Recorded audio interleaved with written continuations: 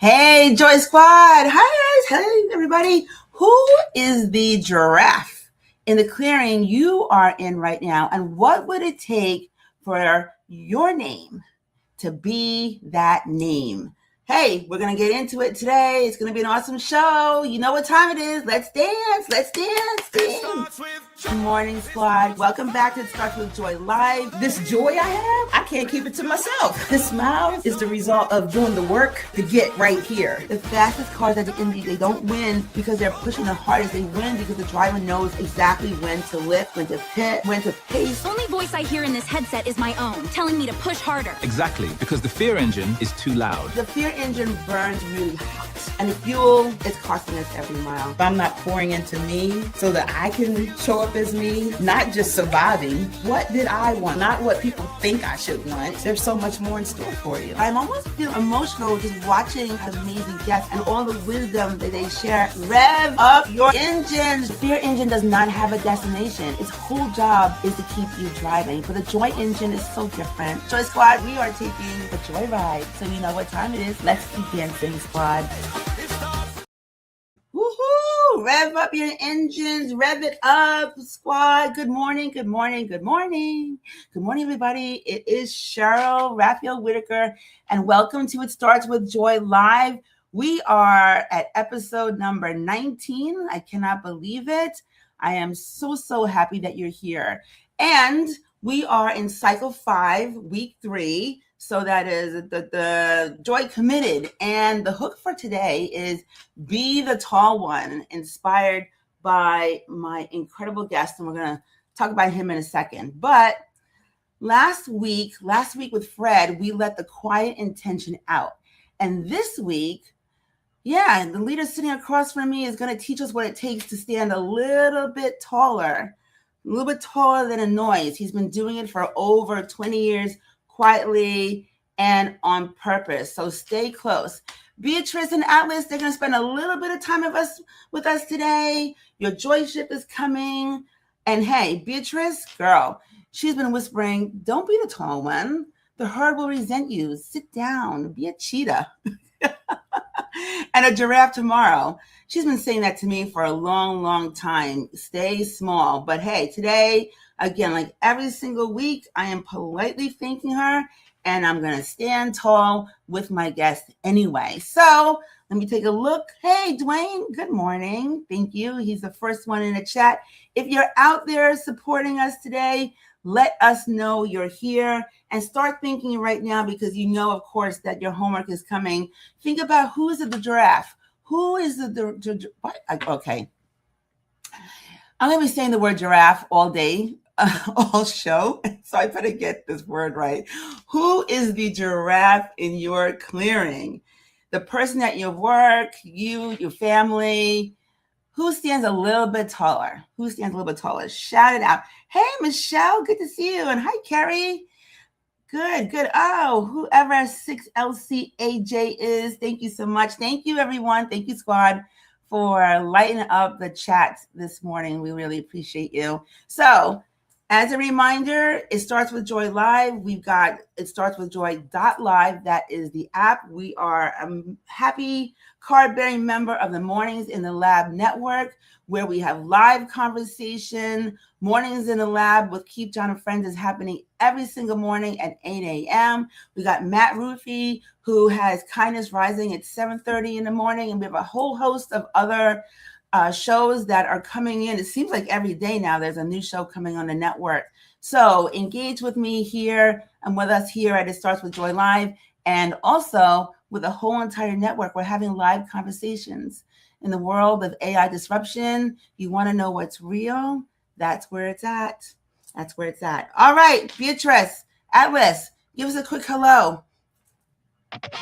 Stand tall anyway? Sure, until the herd decides they don't like giraffes. Sticking your neck out just makes it a very easy target. That's fear talking, B.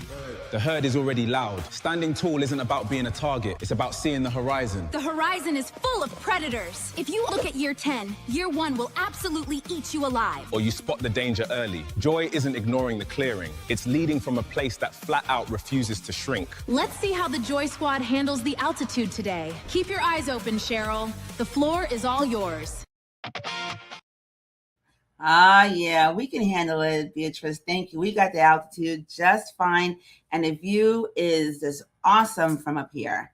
So, here we are, guys. We're here again. Most of you are watching this on a Wednesday morning while performing composure for a meeting or an event or something going on in your life that has no idea what is going on inside you. You said yes when you meant no. You stayed late when you really need to leave early. You smiled through a meeting that quietly drained another inch of joy out of your week. And somewhere in the middle of all of this performance, we're all performing, it seems like, at one time or another, you start to wonder if leading like this is the only way. And remember, here we're talking about leading and leadership, leading your life, leading your team, leading your organization, whatever it is. This show exists because it's not all about that. This show exists because joy is not a feeling you chase at the end of the day. I hope after all of these weeks and months, actually now that we've been together, you're starting to understand that joy is the operating system of how you lead in the first place. And the people who lead from joy we're not always allowed as voices in any clearing. We are the ones who learn to stand a little bit taller than the noise. The ones who see what's coming, right? See what's coming before everybody else. And we are also the ones who refuse to roar just to be heard. The ones who keep choosing the long view in places that only reward what happens on a quarterly basis. It was reminding me now of my past life. So there's an animal that does this naturally. And this animal, I'm going to say it right, is the giraffe. Say giraffe 10 times fast. It is not easy. The giraffe is the tallest thing in the savannah. And it's so beautiful. I absolutely love giraffes. It does not roar. It is magnificent because it is standing taller than every other animal in the clearing thinks is possible. It sees further, it reaches higher, it eats one leaf at a time, and it does not perform. The giraffe I'm thinking about in my mind doesn't have to. And the leader sitting across from me today, Michael Giardina, he put a giraffe on the banner of his LinkedIn profile. Okay, and so squad, that is not decoration. That is a whole leadership philosophy. And that is what 20 years of leading the long way around a fast and loud, interesting industry looks like in one image. And so he is someone who's saying, I'm going to be the tall one. I'm going to see further. I'm going to reach for what only I can reach for. And I'm going to do it for a really long time. And so I really, really can't wait. His LinkedIn banner inspired this whole show for today. So my question for you, hey, good morning, Charlie. Good morning, Ingrid. Hi out there. My question for you is, who is the giraffe in the clearing you are in right now? I know there's a name in your head. It could be someone at work or in your family industry. Who is standing taller, not louder or flashier, but who is standing taller? Who reads the clearing early? Who stays calm when everyone else is running around like a chicken with their head cut off? Who keeps reaching for something nobody else is going for? Who is that person? And the hardest question is, what would it take for that name to be your name? What would it take for that name to be your name? Joy is being in an alignment and integrity with yourself and leading your life and whatever from that place. That is the whole definition. That is my definition, especially when things are hard. It's that operating system that lets you stand tall on a Wednesday. That's it. So, look, Atlas, you know him. He is joy. He is saying, stand tall, Sheryl. Reach for the higher branch. Trust the long view. And Beatrice is saying the opposite, as I mentioned before. Don't be the tall one. Be a cheetah. Be a giraffe tomorrow. But we don't need that in this space, do we? At this point in time in our lives, I'm hoping that through all the different conversations that we're having on this show and then outside of this show in the community, that all of us are recognizing right now that there is a place for us where we can be as large and as tall as we want to be. I know for me, thinking about you guys know, we talked about it before, where I am in my life right now, I feel so tall. And it's only because I've allowed myself to not shrink. I've put Beatrice in her place. And doing so is allowing me to experience things that I've never, ever dreamed in my life, like spending every Wednesday morning with you. I mean, when I got to that point in my last role where I had to have that conversation on a Zoom call with my boss, and he asked me to be small or walk, I've got to tell you, looking back at it now, that was a giraffe moment for me. But at the time, I felt as small, I felt as tiny as an ant. It's now looking back that I realize that the decision I made to not be small, to not shrink, to really like honor myself and my experience, and to bet on myself as a person, as an individual, as a soul, then, right? Sky is the limit. The sky is the limit for me and for everybody that I love and care about. So anyway, today is Joy Committed. So when we're talking about commitment, we're talking about reaching for that leaf. The giraffe is eating one leaf at a time. You are promising, you are committing, you are taking accountability, you have agency over your own life and doing what you need to do, even if there's nobody out there who is applauding you. You're doing it because you know it's the right thing to do for yourself and for your life. So the leaf that you're reaching for every single day, today and tomorrow, day after day, for Michael, 20 years, while the savannah is running in a million different circles. I'm getting visions of Lion King right now. That is what the leader across me has done. And that is what I know, Joy Squad, you are out there doing too. And if you're not, if you're thinking about, oh yeah, Michelle, always bet on yourself, my friend. Absolutely, absolutely.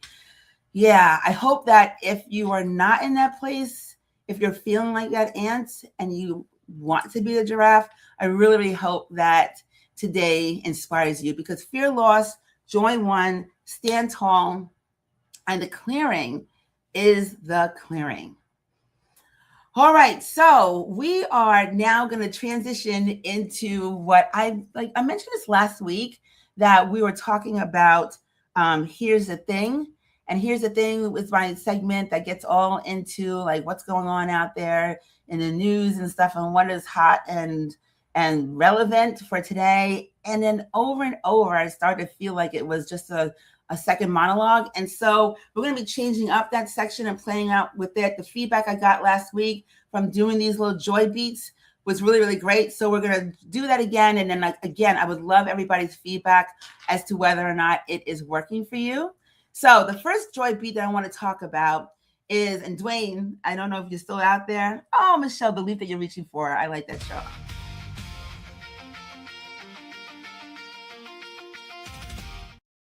All right, here we go. So here's the thing, which we're going to change the name of. We're going to talk about Golden Tempo. And I was looking for Dwayne before, but he might have already ran out because he loves all the horse races and stuff. And my mom does too, actually. She watches all of them. So Golden Tempo, if you remember, that's the horse that won the Kentucky Derby 5 weeks ago by coming from dead last. He was dead last. Won the Belmont on Saturday, coming from 12 lengths behind. Can you imagine coming from 12 lengths behind to win? 12. He spent most of the race looking like he was in the wrong race. And then in the stretch, he just stretched. Long view over quarterly play all day long. The horse didn't roar. He didn't fight the rail. He waited. Yeah, fire that Dwayne. Yeah. He reached. That's the whole episode for today. In a thoroughbred. And the trainer, Sheryl, she just became the first female woman trainer to ever train multiple Triple Crown winners. So you go, girl, you go. Tall ones all the way down. So that's the first Joybeat. The second one that I've got for you, I love her. Pink. This made me, this just made me smile, right? Pink, there she is. She's beautiful. She was at the Tonys. She hosted the Tonys at Radio City. Pink hosted the Tonys, the pop superstar, Ariel Silks and the Rasp, hosting Broadway's most prestigious night. She said when they asked her, her first reaction was kind of like mine when Keith Billis asked me to be on his morning show. Like, why me? Why me? And the producers told her, because you love theater, your daughter loves theater, and we want more people in the seats. So they understood like her joy and her pull. And so she said yes. And the thing about being the tall one, sometimes the tall one isn't the most obvious one in the room. Sometimes the tall one is the person who said yes to the room they didn't think they belonged in.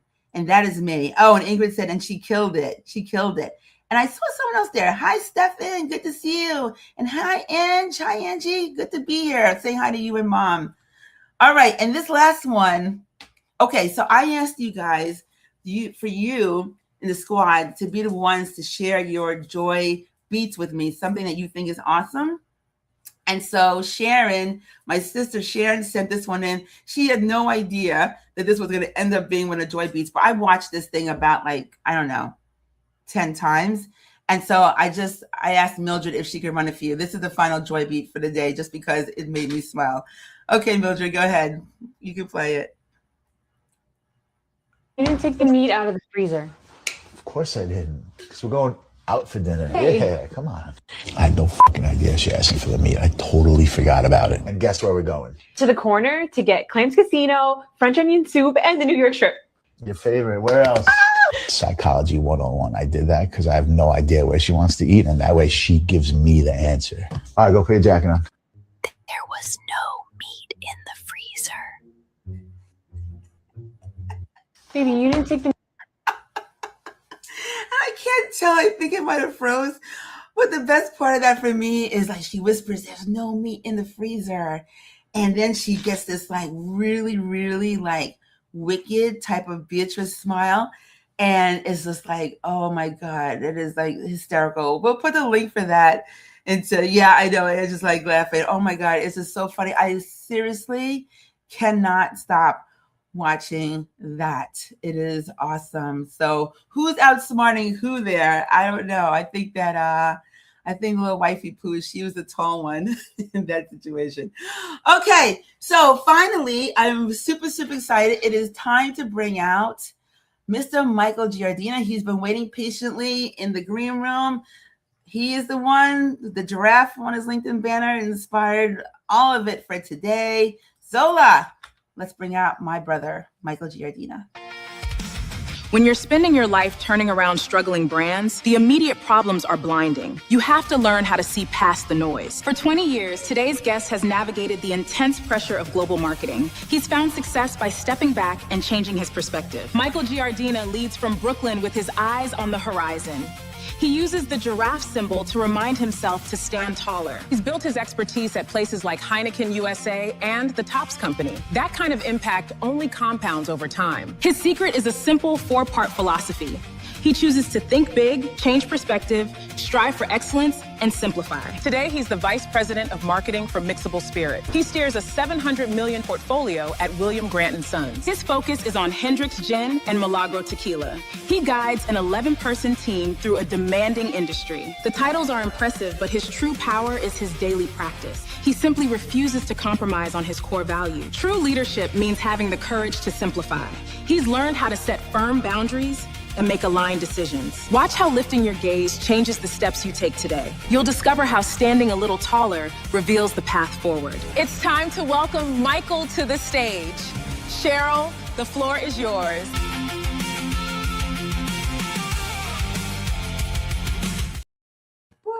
Hello, Mr. Giardina. Just taking you off mute there. Hello, good morning, my brother. Hey, what's up? I'm wonderful. I'm great. Every day I'm great. Oh, you are. You're amazing. That's why I was so excited when you agreed to be on as a guest. I could not be happier. My pleasure. Are you kidding me? Stop it. I'm so happy to be here. Oh, man. Oh, man. How'd you like that intro? I know. First of all the images, like me in the control room. It's like, whoa, what's going on here? I love it. It's great.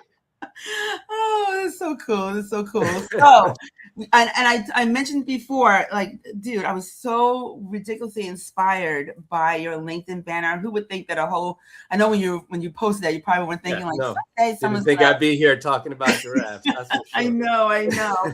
But before we get into it, because I'm going to peel your brain apart with all of this, Mildred, do we have a hot take? There's a hot take that I wanted to watch with you, get your thoughts on it, because when Ingrid found this for me, she gets all of our hot takes, and we both watched and said, ooh, this is a good one for our topic today. So we're going to play it. We're going to get your thoughts, and then we'll get into you and your tall friend. Cool? Yeah, let's do it. All right, let's do it. Okay, Mildred, let's play. Michael will accept the $250,000 salary guaranteed, and the shoe will be named for Michael and our family. What? Yes. Really? Mr. Vaccaro, don't sound so surprised. No, great decision. You're not going to regret it, and I can give you my personal guarantee. I'm not finished. Michael will get a percentage of the revenue of the sale of each shoe that is sold. I'm sorry? Not all Nike shoes, just the ones with his name on them. Oh, Mrs. Jordan, so that's not how the business works. I mean, they invest the capital and they get the reward, and that's how it goes. Maybe that needs to change. Because if he does what I think he's going to do, what you also think he's going to do, and what Michael knows he's going to do, then it won't be the NBA promoting my son. I promise you, it'll be the other way around. And in that case, he deserves a piece. A shoe is just a shoe until my son steps into it.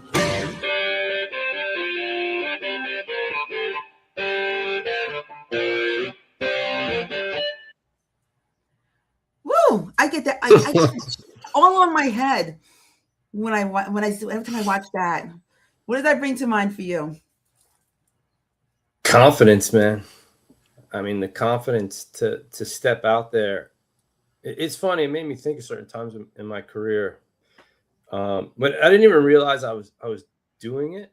Yeah. But I had such a clear vision of what I wanted to achieve that I couldn't see any other way but to achieve it. Mm-hmm. And then it happened, right? Like, and then when I look back, I'm like, man, I was kind of arrogant thinking that way, but it didn't even occur to me. It was just like, this is what we're going to do. And then you just do it, right? Like you kind of manifest it because you have such pure belief in it.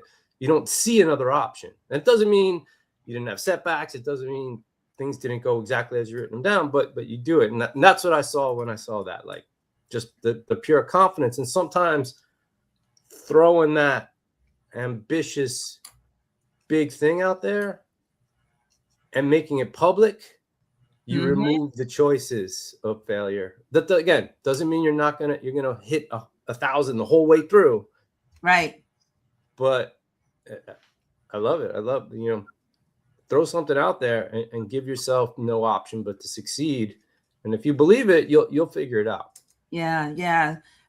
I mean, I had to do that was my favorite part of that movie, right? And it was most historical part for me because I didn't know I didn't know at the time that he was his mom thinking about that. He was the very, very first to do that, to get that branded. That is still think about all the things that Michael Jordan's name is on. And I mean, he was big then, but he wasn't who he is today. No, the shoe is bigger than he is. And he was one of the biggest people in sports ever. But, kids growing up, they probably know Michael Jordan more from, today, from the shoe. Yeah.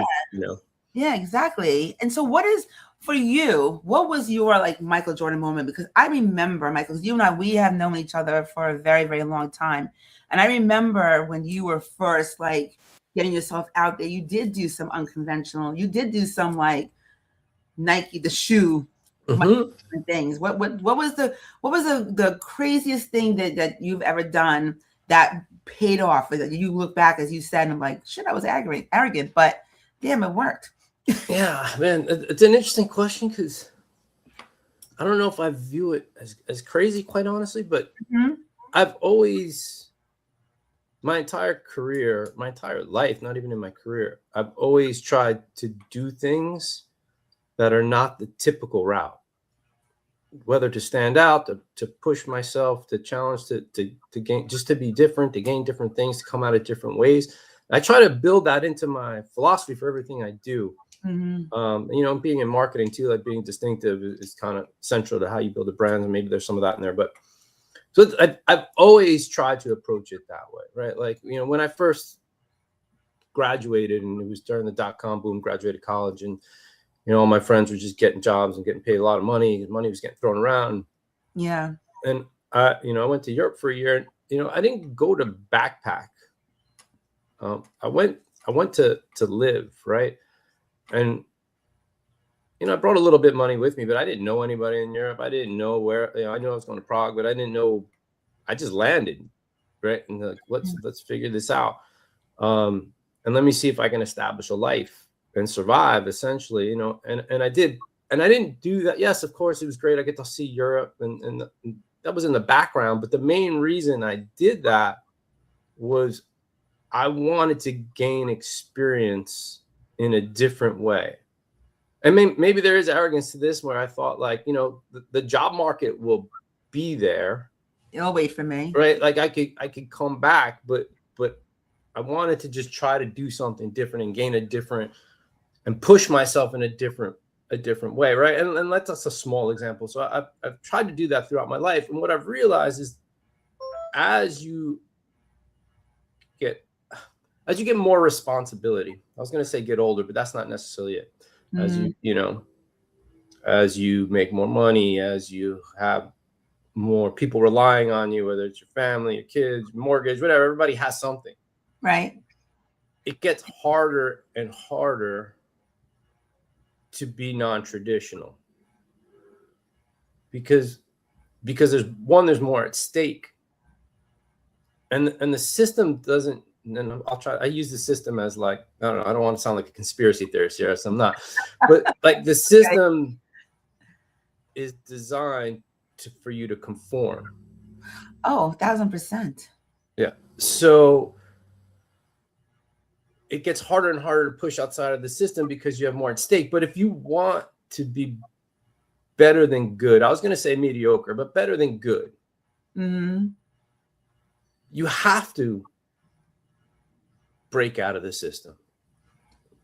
Because if you conform, you just become everybody else. And that's not necessarily bad. Again, you could be good at doing that. But if you want to be more than that, you have to find ways to break out of the system. Then it becomes, okay, what parts of the system can I break? And what parts do I have to kind of roll with a bit? You know, and the more successes you have in breaking things a little bit, you can start to break bigger things, right? Of course, right. Right. So that's kind of how I approach my life and my career. But you know, when I was young and naive, it was just something I did and thought, you know, everything will work out. Now I have to be much more purposeful about it, because it gets harder and harder, and you know, the stakes are higher. Yeah, of course. You got family, you got responsibilities, that kind of thing. You have a life. So how are you doing it today? How are you pushing a little harder? How are you standing a little taller today? Yeah, it's there's a lot of levers to that answer. And I also, you know, I figure it out every day, just like everybody else. Like, you know, I wish I had the perfect solution all the time, right? Yeah. You don't.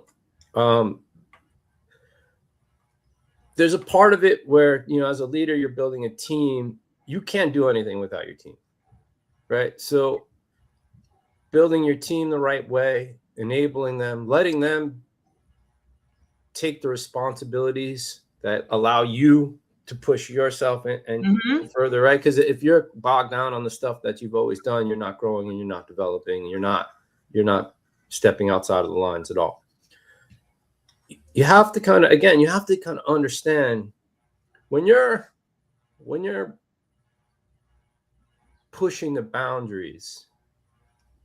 If you push too far, you could become ostracized, right? Like, yeah, possibly, depending upon what the boundary is. right. But that's like, so that's why you have to start to be much more, as I got you know, where I am now, much more selective. Where can I push? Where can I see opportunity? Where do I have to conform, at least for now, right? Versus just going in and being a complete disruptor and just breaking everything. And I guess there's people that are successful in that, and we tend to publicize and popularize those people, the Elon Musks of the world, the Steve Jobs. But I guarantee you, they weren't doing that from day one, right? They were no. They got there over time, right? And they had their failures, and they learned, and then over time it worked out, right? So we always look at the end product, and we go, "Oh, this is great," and we want to be that way, and we try to jump there because we don't realize the journey that got people there. Mm-hmm. And the story's in the journey, really. It's not in the end result. Yeah. Oh, I love that. Story is in the journey, not in the end result. So all this feels very, very aligned, Mr. Giardina, with your LinkedIn banner, that giraffe. And you've got, I'm going to read them so I don't forget them. You got 4, what to me feel like 4 leadership philosophies that are there. Think big, change perspective, strive for excellence, and then simplify.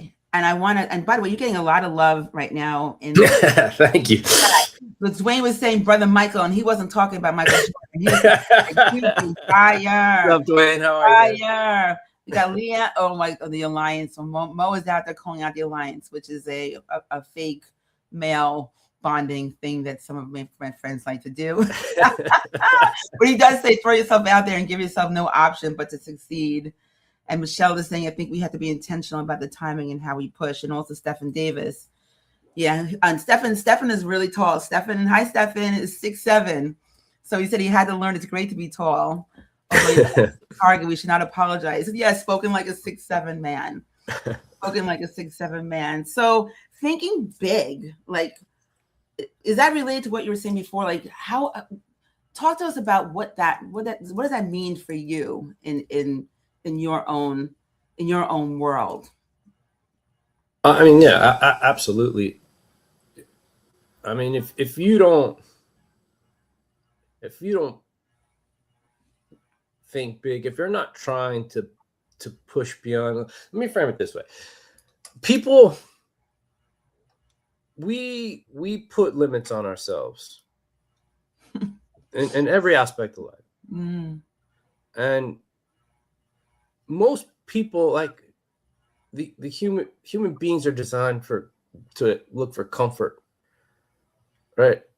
And you have to find ways to push past those limits, because you can do so much more than what you think you can. But you're going to have to go through some stuff to realize that. Yeah. Right? Yeah.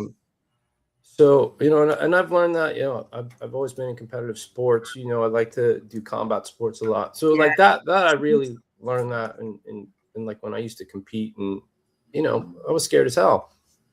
And it was not fun. In training, you got beat up a lot, and I got lots of injuries, and it was painful and emotionally taxing and stressful and all those things.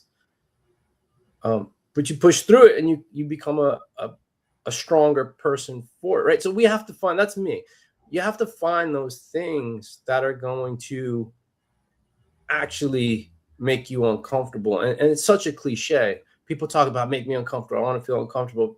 No, you don't, right? Like, unless you really know what you like, being uncomfortable means you're probably going to fail. You're probably like, you've got risk of getting hurt. Like, you got to put yourself in risk in some way, shape, or form. Yeah. And then learn how to deal with that. Right? Learn how to deal with the stress, the challenges, the failures, the bounce back. So to me, that's what thinking big is, right? And I kind of said in the beginning, like, give yourself an audacious goal and then remove the ability to fail or the option to fail. That's that same philosophy, right? Like, you have to do things that are going to push you beyond what you believe you're capable of. And that could be in business, that could be in your personal life, and really challenge yourself, and you will surprise yourself every single time. And I've learned that there's no limits to what you can push yourself to do, as long as you're willing to endure what it takes to get there. And then you're surprised by those limits. I was talking about before in my monologue, you know, the things that I'm doing right now, I'm literally pushing myself.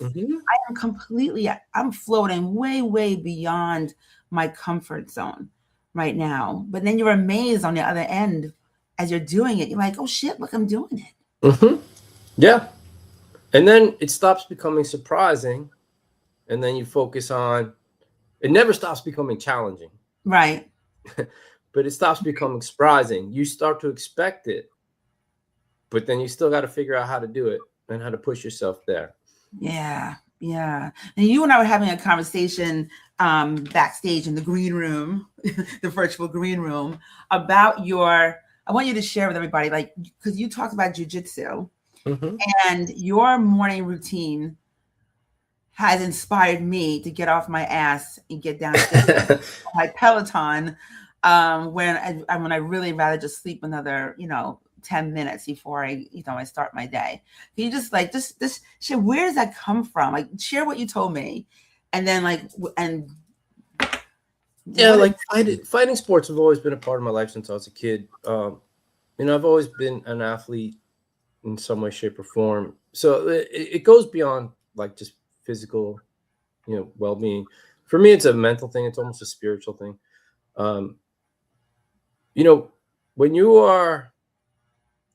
When someone's trying to break your arm or choke you unconscious, you're not thinking about, the spreadsheet you have to do or the deadline you have to hit. The only thing you are thinking about is preventing that from happening. Right. So there's a beautiful clarity in that. Right. So it's a form of meditation in many ways. Although I do meditate as well, but it's a form of meditation. Like, you're so singularly focused, you can't worry about any other little thing outside of the exact second or instance you're in. So for me, it cleanses my mind, and then I come out clear, and it helps me approach the day, and it obviously keeps me physically fit. Right. So, but to do that, I don't want to sacrifice time with my family. Obviously, I have a busy job, so I have to do it early in the morning when everyone's asleep, right? So I wake up at 5 a.m., 4 to 5 days a week. Actually, I wake up at 5 a.m. every day, but 4 or 5 days a week, I go to jiu-jitsu, whether it's cold, whether it's hot, whether it's raining, whether it's snowing. And I show up and I go through it. And although I love doing it, I don't like waking up at 5 in the morning. Right? Like, it sucks. Right. I have a battle almost every morning with my alarm clock, right? It's so easy to hit snooze. It's so easy to just, I could do this tomorrow and let me get some sleep today. Like, that's the first battle I have every single morning. Yeah. But winning that battle sets the tone of the day. Yeah. And so everyone has some battle that they're going to have in the morning, getting up, whatever it is. Like, so focus on winning that first battle. Yeah. And you go through so much to get to actually physically get to, because I learned that it's not around the corner from your house. It's closer about 40 minutes away. Right. And you're doing that every single morning, planes, trains, and automobiles, right, to get there. And then you said something to me. You said, but it's hard to get there, but you're always happy. You're always glad. No, you never regret it. In fact, you regret it when you wake up and you lose the battle, the first battle. And you get that extra maybe half hour of sleep or whatever it is. Then you know what, I could have been doing that, and I would have been better off doing it. Right. So that's what I regret when I lose those battles, and I do lose them from time to time. But when you go in and you put it out there and you go and you feel great afterwards, it sets the tone for the day, and then you stack those days over months, over years, and it sets the tone for how you show up on a regular basis and how you perform in life. Yeah, that's beautiful. That's beautiful. And it makes me think about the next one of the what I call your big four, which is change perspective. Yeah, I mean, it's changed my perspective. Yeah, there's a diversity aspect in this, right? Well, like we know, teams and diverse viewpoints open your minds and your perspectives, and you see things. There's also just personally trying to look at things from different angles, right? You need to, again, this is all about personal growth. Mm-hmm. So in order to grow, if you're stuck looking through the same lens every day, you're seeing the same thing every day, you're not getting anywhere. So Yeah. you have to find ways to experience different things, to open the aperture of your life. Right. Love that. So that's, and I know at the end of the day, we're talking business and leadership, but business and leadership doesn't just happen in the boardroom or at the work, right? Like there's so many things where like whether I've traveled or things and I've gained a perspective that I've taken back and applied it to other areas, right? We just use jiu-jitsu as an example. I've learned so much from jiu-jitsu that I apply to other areas of my life, right? So you have to find ways to take in different inputs to broaden your view of what's possible, what you can do, combining ideas to get to those different places, right? To get to those different, we talked about in the very beginning, breaking things, right? It sounds like a negative, but you're not really trying to break things. You're trying to shift them or evolve them into new, different, better places. Absolutely. Absolutely. So how does that relate to striving for excellence? I mean, everything is so interconnected. And that's beautiful. I mean, you could write a whole it's on your banner. I mean, I absolutely hate and fear mediocrity. Like, fear it. Yeah, like the last thing in life I want to be is mediocre. If I'm building a brand strategy or a brand, the last thing I want it to be is vanilla, middle of the road. I want to create feelings, make people feel when I build like brand strategies, and the people I'm targeting, I want them to feel whatever the exact thing is. But sometimes to do that, other people might feel negatively about it. That's fine too, is their feeling. I'd rather people feel something than nothing, because then you're ignored. So like, so that's what I mean by like, I don't want to be mediocre in anything I do. So that's like, it's so interconnected. All of this is, I'm just trying to continually push myself beyond the norm. Right. So when you talk about, yeah, yeah, I've been told, believe me. I mean, with all the love in my heart there, my brother. Oh, so, but it's interesting though, because you said I hate and fear mediocrity, right? So where's the fear part come in? That's my F word. Yeah, fear is only bad if you let it control you, but you can weaponize fear, right? You can turn fear into fuel to drive you to where you're trying to go, right? If you allow fear to push you in a corner where you're afraid to act, then you've lost control, right? Yeah. But if you face it and use it to drive you as the fuel for, despite the fear, despite the anxiety, like I'm gonna get there, it becomes a powerful weapon. Any emotion is a powerful fuel if you weaponize it the right way, or you leverage it the right way. So that's what I mean by fear. Like, it's not fear like I'm scared to act. It's fear like I don't want to be there so much that's drive for me to go somewhere and do bigger and better things and take risks and go. Absolutely. Absolutely. Yeah. I remember when I had to make a decision about whether or not I was going to go back to corporate after I left my last role, or if I was going to bet on myself. The fear. Oh yeah, that's a huge decision. Yeah, but the fear of sitting in the office one day, 20 years from now, of like regretting, like shit, I'm thinking about like, well, what if I had bet on myself, and not being able to do anything about it, gave me like enough of the energy to shut Beatrice up and say, like, regardless of what's going on, I'm doing this. I mean, if you think about just the last three things we've talked about, like being in an office, there's a comfort to that, right? You have a salary, even though you could get fired at any moment, but we tend to block that out, right? Yeah, we tend to block that out. You have benefits, you have, like it's there every day. You know what's happening for you, right? That's comfort. But you broke that comfort to expand and push yourself to do something different, right? That's not easy. And I'm sure every day you don't wake up going, this is easy to do, right? I'm sure you've had setbacks. I'm sure there's struggles. I'm sure there's doubt at many times. But you drive through it. And that's exactly what I've been talking about. Yes. Like, that's what I mean by all of this. Yes. And Dwayne's saying false expectations appearing real is what fear stands for, which I always remember. We got one more I want to talk to you about, the simplify, which I love that word. Yeah, I don't know why. I don't know why as humans we try to make everything so complex. I'm a big believer in like Japanese philosophy of like minimalism and stripping away, and it's hard. It's really, really hard to do.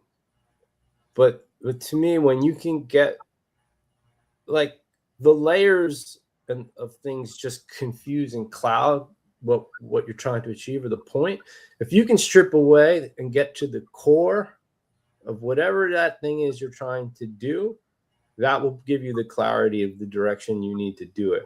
And it's really hard. So, I think as an example, marketing, when you see all the campaigns and all the fun stuff we create, it always starts with the brief, right? When you brief an agency and like, this is the thing I want to say, this is the thing I'm trying to achieve, there's a bunch of different layers to it. And the most people, myself included, the tendency is to throw more information. You're trying to get complex concepts down on like a few pages.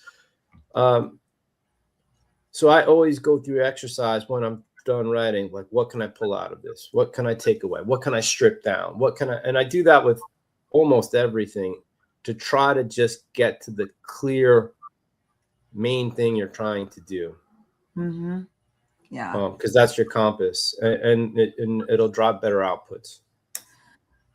But you said something that is interesting. You really do have to be like, what I'm hearing is you have to be aware because we have a natural tendency to complicate for some reason. Yeah, which I think about all the time, and I can't figure out why. Why? But we have to be vigilant and pay attention, right? And purposeful, in what you're trying to do and what you're trying to get out of it. And stop yourself.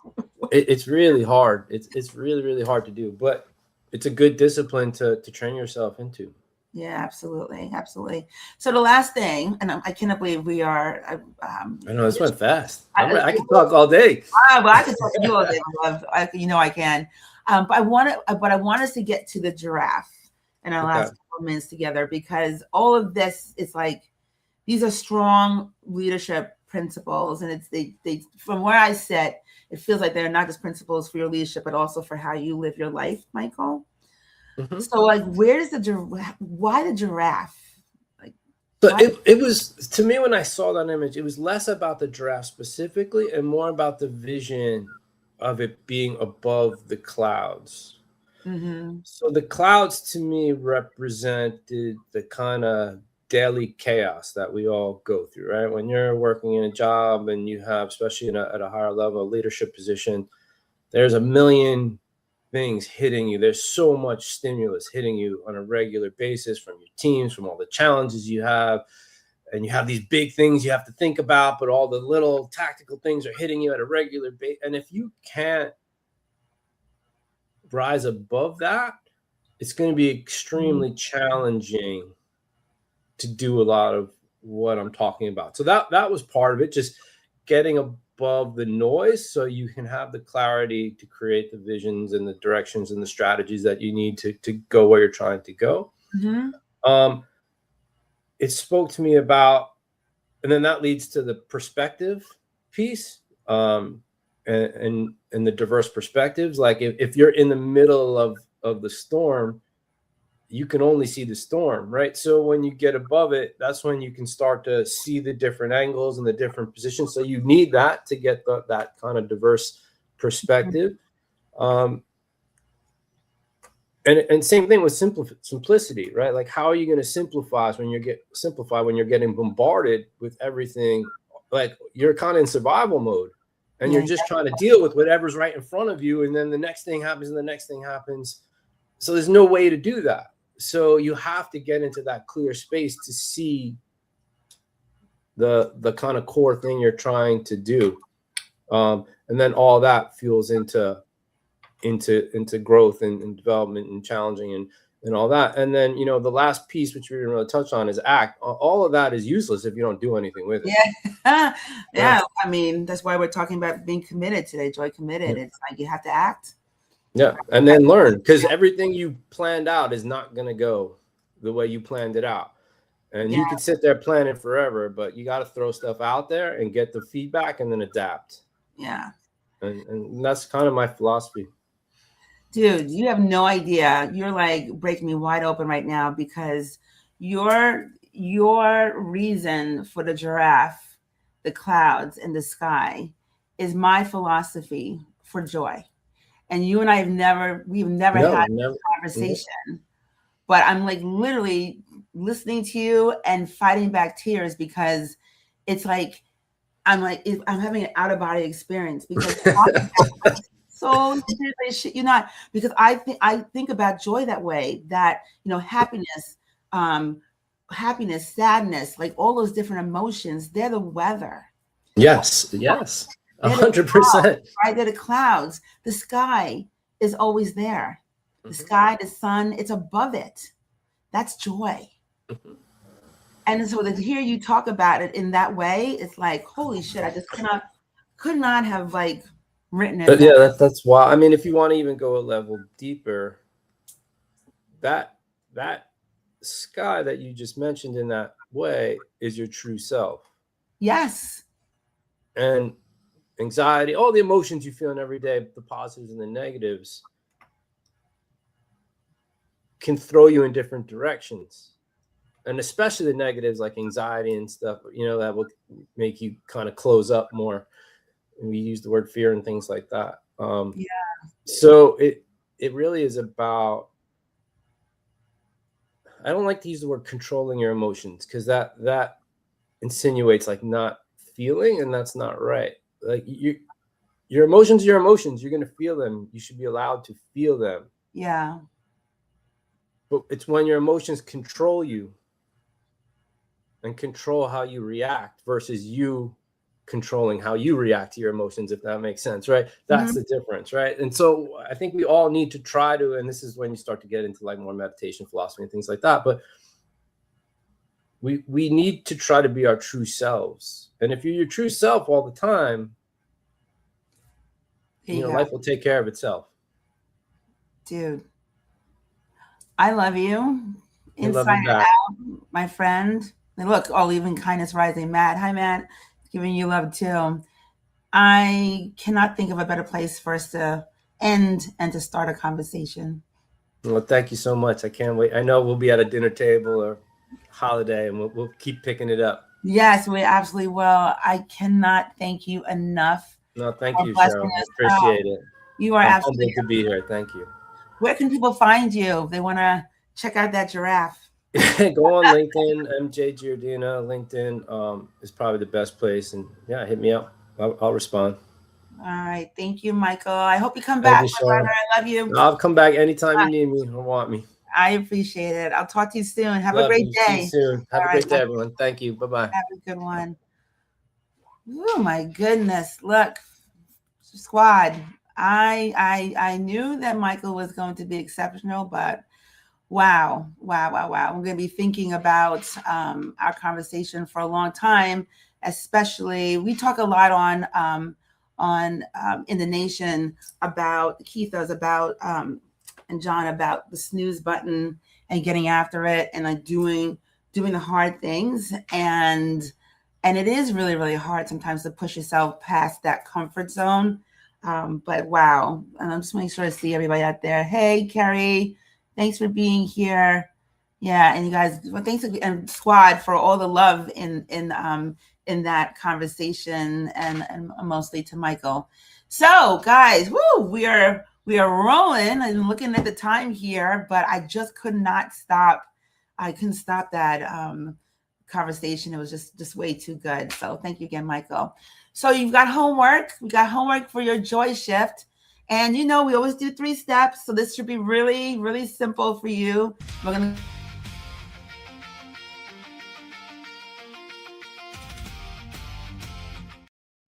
Oh, okay. Joy Shift. Let's do it. I want you to name your giraffe. Write down the name of the one person, but really I'm hoping that person is you. Okay. I want it to be you, but think about it. If it's not you yet, think about someone who inspires you and write one sentence about what makes that person the giraffe. And then I want you, in the second step, I want you to name your higher branch. Spend 5 minutes. What is the one thing I've been reaching for that's at eye level when I could be reaching really higher? What can I really set my sights on?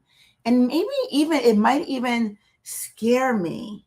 But at the same time, if I reach a little higher, I could get there. Be specific, and by all means, be honest with yourself. And you guys always know my step 3 is to pick one move that even tiptoes you in that direction.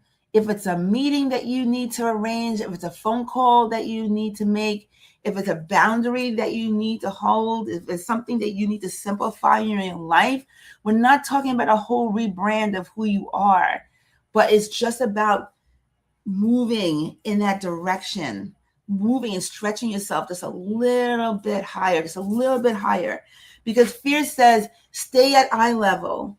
The herd will resent the tall one. Joy says, stand tall, reach for that high branch and trust the long view. All right, we are rolling. I want to be able to shine a light. We're going to shine a light on a very special person today. Mildred, are you running a little transition? Don't worry about it. You don't have to. Okay, no worries. Okay, squad. Every week on the show, we pause right here because someone in our world is already living the thing we are talking about today. And the only thing better than naming a truth is putting a face on it, like we do every single week out there. And so today, I want to shine a light on Assunta Marino. So Assunta is someone that I've known for over 30 years. So we met when we were like 3. 30, over 30 years. And our careers, they've passed so many times that I've lost count. Different companies, different rooms, chapters in our lives. We've been in and we've been out. And every time the door opened again, like there she was. Same beautiful, thoughtful heart, same humor, same quiet excellence.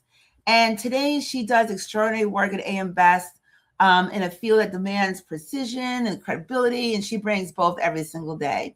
I've watched her grow over the years, leaps and bounds into the leader that she is right now. And she knows, because I tell her all the time, I hope you know, I call her Susie Q, how proud I am of you. But the part of her story is why I'm talking about her today. Squad, Susie, she is the first one in this chat every single day, every single week, ahead of my husband, ahead of my team, ahead of me sometimes. She holds the door open for the rest of you and for us before any of us have even arrived. So she, for me, when I was thinking about the giraffe, for me, she is the giraffe in our chat, standing tall before the herd gets there, seeing what's coming before anyone else, never asking. She never asks for the spotlight. She actually shines away from it, so she's going to absolutely kill me that she's the spotlight for today. But that's who she is, and it's just who she is in rooms and chats in life.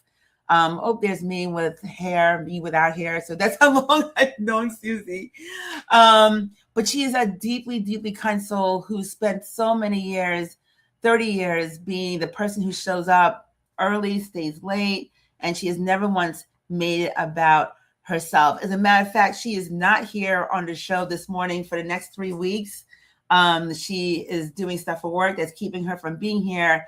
And she was so thoughtful. She sent me a note this morning, texted me this morning, like 7 o'clock in the morning, saying, hey, I'm not going to be there today or for the next 3 weeks. And I just wanted to remind you, have a great show.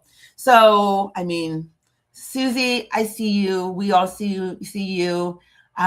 You are an amazing friend.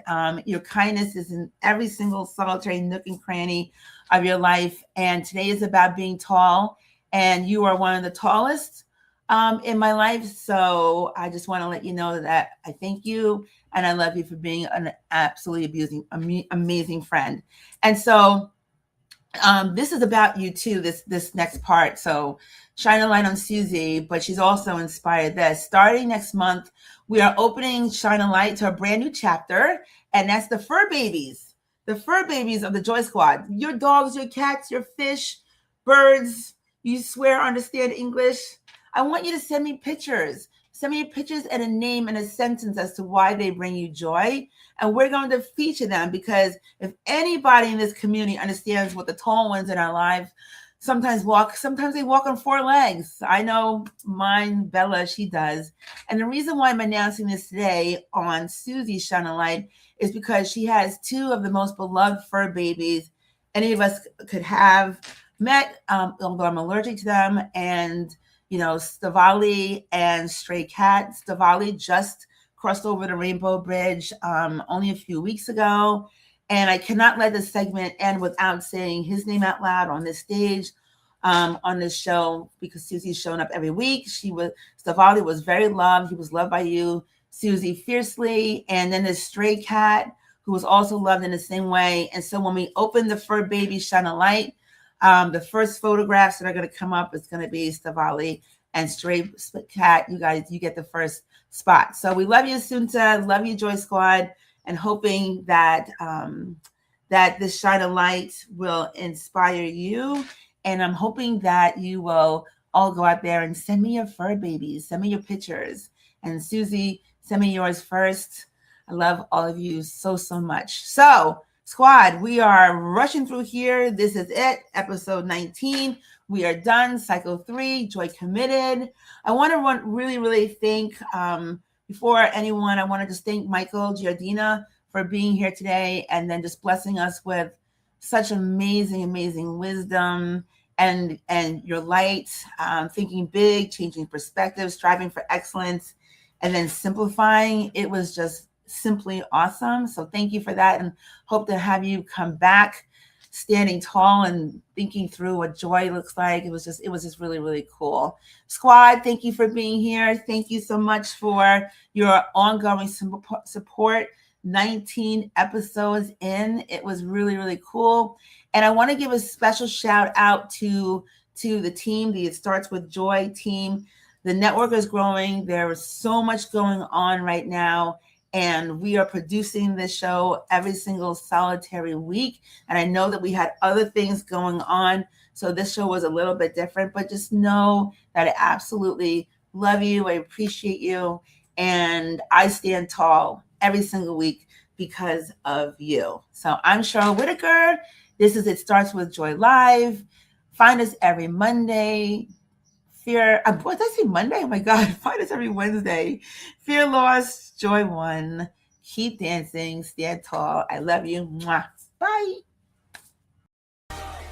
We are building a companion app. It Starts With Joy Live. Tell me how cool this is. So you can nominate someone on the app. It'll ask you to sign in. You can actually talk with me. It's the AI version of Sheryl, who can coach you along and any of the questions that you may have. There's a community tab where you're going to find your joy homework. You'll be able to see the Joy Sparks, the shorts, growth library about joy and empathy and human-centered leadership. Feel free to give us feedback, share with us what the experience is like for you. Stay tuned